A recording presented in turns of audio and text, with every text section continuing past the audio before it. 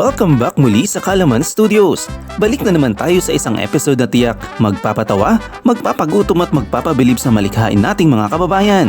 Sa nakaraang video, pinakita natin ang pinaka-witty at pinaka-nakakatawang pangalan ng mga kainan sa Pilipinas. At dahil sa inyong pangungulit, insistent public demand, narito ang part 2. Kung akala nyo, tapos na tayo sa mga hugot-filled, fantastic at legendary business names, aba, nagkakamali kayo. Marami pa tayong nadidiskubre at tiyak na mapapatawa kayo rito.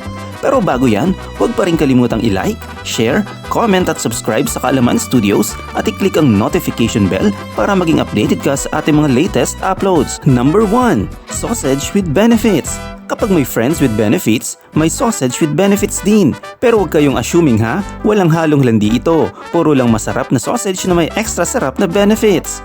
Number 2. Chismosa. Mga marites, ito ang tamang snack para sa inyo. Chismosa. Perfect para sa mga mahilig sa cheesy na balita at cheesy na pagkain.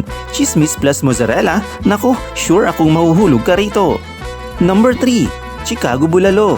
Ang basketball at bulalo, parehong mainit sa puso ng Pinoy. Kaya naman may Chicago Bulalo. Hindi lang pampalakas ng tuhod, pampainit din ng laban, hindi balls ang makukuha mo kundi buto-buto. Number 4. Mango Goyo. Mango Goyo, huwag kayong matakot. Sa Mango Goyo, ang mangga lang ang nakakaakit. Pero oo nga, mapapadala ka sa sarap, parang naloko ka sa tamis. Number 5. Chamba Juice and Shake.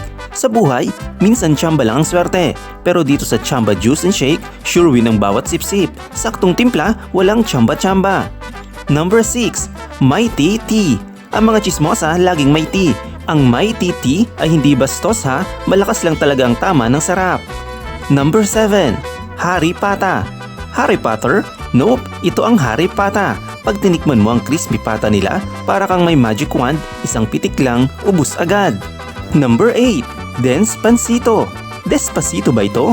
Bagalin mo lang ang pagkain dito sa Dense Pansito para ma-enjoy mo ng husto. Pero pag gutom ka na, baka maging mabilis ito ang pagkain mo. Number 9. Gusto Goto. Gustong gusto? Syempre, kasi sino bang hindi gusto ang goto? Perfect ito sa mga gutom at mga heartbroken. Kasi kahit wala kang jowa, may goto kang yayakap sa'yo. Number 10. Lulugawan kita.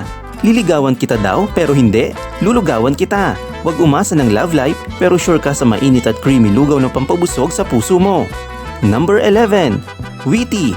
Mga witty dyan, ito na lang ang inumin para sa inyo. Ang witty, masarap na tina, pampatalino, pampatanggal stress at pangsagot sa mga tricky na tanong sa buhay.